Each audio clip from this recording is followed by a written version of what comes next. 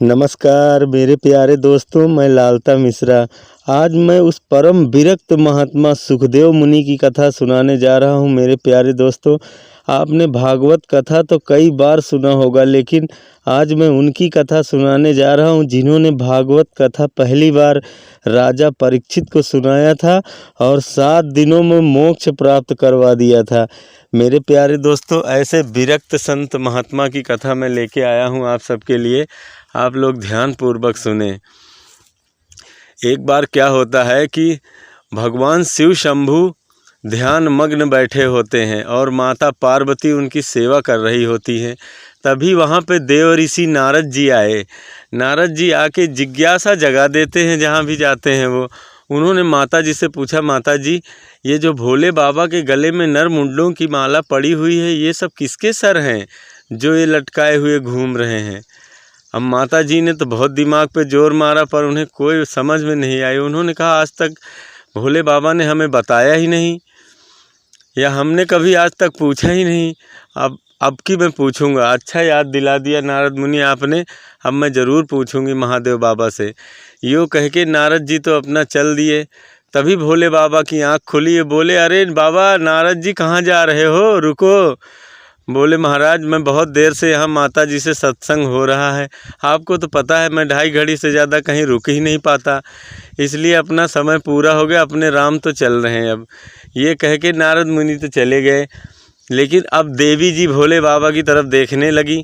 भोले बाबा समझ गए नारद जी अभी अभी गए हैं, कोई ना कोई पट्टी ज़रूर पढ़ाई होगी। देवी जी ने कहा, ये बताओ प्रभु, ये आपके गले में जो नर मुंडों की माला पड़ी हुई है, ये सब किसके सर हैं? बोले देवी, हंसने लगे भोले बाबा। बोले, देवी ये सब आपके ही सर हैं। जितनी बार आप पैदा होती हैं, आप मरती हैं, मैं आपके प्रेम में इतना व्याकुल हो जाता हूँ कि आपके सर को लटकाए घूम रहा हूँ मैं। ये सब आपके ही सर हैं। देवी जी तो बड़े आश्चर्य में पड़ी। बोले, भोले बाबा फिर आपका सर कहाँ है? देवी जी ने कहा, हम तो अमरनाथ हैं, हमने अमर कथा का पान किया है, इसलिए हमारी मृत्यु नहीं होती। अब देवी जी उनके पीछे पड़ गई कि भोले बाबा ये अमर कथा क्या है, हमें भी सुनाओ, हमें भी सुनना है अमर कथा, हमें भी अमर होना है। आपने तो मृत्यु हमारे पीछे लगा रखी है कि हर बार मैं ही मरती हूँ, आप तो अमरनाथ बने हुए बैठे हैं, हमें भी सुनाओ ये अमर कथा। देवी जी हट पे अपने अड़ गई। अब भोले बाबा तो बोले, चलो ठीक है, एक पत्नी को कैसे मना कर दें।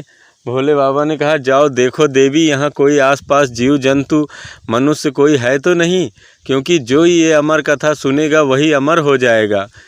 देवी जी गई, देख के आई। भोले बाबा ने ऐसा डमरू बजाया कि जितने भी वहाँ पे कीट पतंग पशु पक्षी थे सब पलायन हो गए, सब भागने लगे, दूर चले गए।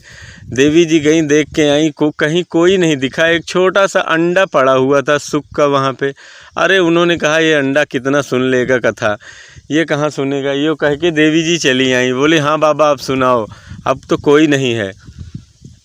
भोले बाबा बोले, लेकिन आपको हुक्का भरना पड़ेगा देवी जी, अगर मैं कथा सुनाऊँगा तो बीच बीच में। बोले, ठीक है बाबा आप सुनाओ। अब बाबा जी कथा सुनाने बैठ गए ध्यान मग्न होके। देवी जी सुनने लगी और अमर कथा का प्रताप, उस अंडे के अंदर चेतना जागृत होने लगी, प्रकाश पुंज होने लगा वो अंडा। अमर कथा जैसे जैसे बढ़ती गई आगे को, गूढ़ रहस्य में जब भोले बाबा समझाने लगे, तभी देवी को गहरी नींद आ गई। माता जी तो नींद में सो गई, लेकिन वो अमर कथा के प्रताप से उस अंडे में एक बच्चे का प्रादुर्भाव हुआ और वो प्रेम से हुक्का भरता रहा और भोले बाबा की कथा चलती रही।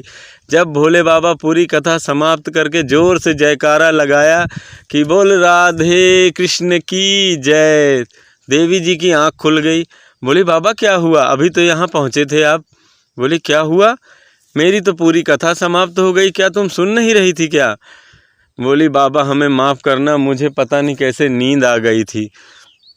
बोले, अच्छा देवी आपको नींद आ गई थी, तो फिर ये हुक्का कौन भर रहा था? जाके देखा दोनों लोगों ने तो एक छोटा सा सुख का बच्चा वहाँ बैठ के प्रेम से हूँ हूँ कर रहा था और भोले बाबा की कथा पूरी सुन ली। भोले बाबा ने बोला, इसने हमारी चोरी से कथा सुनी है, इसलिए मैं इसे आज बिना मारे छोड़ूंगा नहीं। भोले बाबा अपनी त्रिशूल उठा के और उसके पीछे भाग लिए। सुख तो अपना तोते का देह वहीं त्याग दिया। अमर कथा के प्रताप से उसके अंदर दिव्य शक्ति प्रकट हो गई और उसने उस तोते की देह वहीं छोड़ दी और बस भाग निकला। भोले बाबा भी पीछे पड़ गए कि कहाँ जाएगा, आज तो हम तुझे मारेंगे ज़रूर, तुमने चोरी से हमारी कथा सुनी है। इधर सुखदेव जी उड़ते हुए जा रहे थे तो उधर वेदव्यास की पत्नी नहा धो के अपने बाल सुखा रही थी। तभी उनको जमुआई आई, वसाई आई। जोर से उन्होंने अपना मुंह खोला जमुआई के लिए। तभी सुखदेव मुनि अपने सूक्ष्म शरीर के द्वारा प्रवेश कर गए देवी जी के गर्भ में।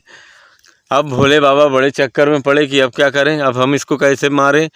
बोले कोई बात नहीं, तुम 9 महीने बाद तो निकलोगे, कभी न कभी तो बाहर निकलोगे, तब मैं मारूंगा तुमको। तभी वेद व्यास भगवान की नज़र पड़ी कि अरे महादेव बाबा हमारे द्वार पे। महादेव को देख के वेद व्यास जी दंडवत प्रणाम किए, बोले बैठो प्रभु, आसन ग्रहण करो। सेवा सत्कार किया, बोले बताओ कैसे पधारना हुआ हमारे दरवाजे पे। अरे बोले बाबा क्या बताऊँ, मेरी अमर कथा चुरा के आपके पत्नी के गर्भ में जाके बैठ गए सुखदेव जी, और जब तक मैं इन्हें मारूंगा नहीं, मैं छोड़ूंगा नहीं इनको आज। वेद व्यास जी ने समझाया कि हे प्रभु, आप तो दीनबंधु करुणा निधान हैं। यदि आप अमर कथा का महत्व ही क्या रह जाएगा अगर आप इसको मार देंगे तो। और अगर इसने अब अमर कथा पूरी सुन ली होगी तो ये मरेगा ही कहाँ। और आप तो सारी सृष्टि के मालिक हैं, आप चाहो तो इसे मार सकते हो, लेकिन फिर अमर कथा कौन सुनेगा, इसका महत्व ही क्या रह जाएगा। भोले बाबा की बात समझ में आ गई। उन्होंने कहा ठीक है, मैं तुम्हें आशीर्वाद देता हूँ कि जो तुम्हारी पत्नी के गर्भ से बालक पैदा होगा वो परम संत विरक्त महात्मा होगा और ब्रह्मा से भी ज़्यादा ज्ञानी होगा, परम ज्ञानवान होगा वो। यूँ वरदान देके भोले बाबा तो चले गए। वेद व्यास जी बोले महाराज अब निकलो, हो गए, भोले बाबा गए, अब कोई खतरा नहीं है। पर सुखदेव मुनि गर्व से बोले कि मैं बाहर आऊँगा तो यहाँ भगवान की माया मुझे पकड़ लेगी। जो इस धरती पे जन्म लेता है मनुष्य के रूप में, नारायण की माया उसे पकड़ लेती है। इसी घर परिवार में उलझ के अपना पूरा जीवन बिता देता है व्यक्ति। मैं नहीं जन्म लूँगा, यदि अगर मैं जन्म भी लूँगा तो नारायण स्वयं आके हमारे सर पे हाथ रख के बोलेंगे कि तुम्हें हमारी माया नहीं परेशान करेगी, तब मैं जन्म लूँगा। अब वेद व्यास बहुत परेशान हुए, नारायण की तपस्या में लग गए कि हे प्रभु आप जल्दी पधारो, मेरी पत्नी बहुत दुखी है, पीड़ा में है, ये कई वर्ष बीत गए, इसके गर्भ में बालक है, आके आप कृपया करके दया करें। नारायण प्रकट हुए और आशीर्वाद दिया सुखदेव मुनि को कि आप प्रेम से जन्म लें धरती पे, आपको हमारी माया नहीं छुएगी। अब तो सुखदेव मुनि प्रकट हो गए और प्रकट होकर उन्होंने न माँ को माँ कहा न बाप को बाप कहा, सीधा ऐसे नारा बेमार लेके जंगल की तरफ चले गए। सुखदेव मुनि को पुकारते रहे उनके पिताजी वेद व्यास कि बेटा बेटा बेटा। जंगल की ध्वनियाँ वापस लौट के आती थी वेद व्यास की तरफ, लेकिन सुखदेव मुनि मुड़ के और पलट के नहीं देखे, चलते चले गए हरि भजन करने के लिए। लेकिन जब वेद व्यास भगवान ने 18,000 श्लोकों का श्रीमद् भागवत ग्रंथ लिखा, तब उन्होंने अपने शिष्यों को एक एक 2-2 श्लोक याद करा दिया और बोले जाओ इन्हीं श्लोकों का गायन करो और घूमो गलियों गलियों में। 2 श्लोक याद करा दिया।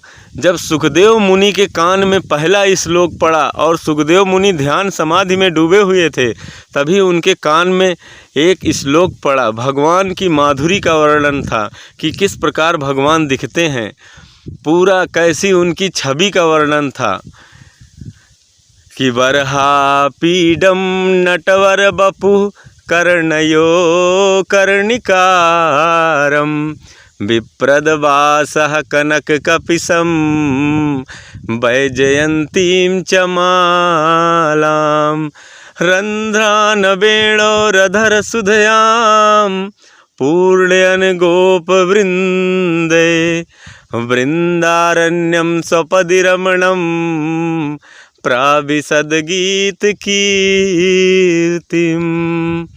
भगवान की ऐसी छवि सुन के सुखदेव मुनि की समाधि टूट गई, उनकी आँख खुल गई कि एक बालक है और मोर मुकुट धारण किए, हाथ में बंसुरी बजाता हुआ परम सौंदर्य अलौकिक सुंदर का वर्णन सुन के सुखदेव मुनि की समाधि टूट गई।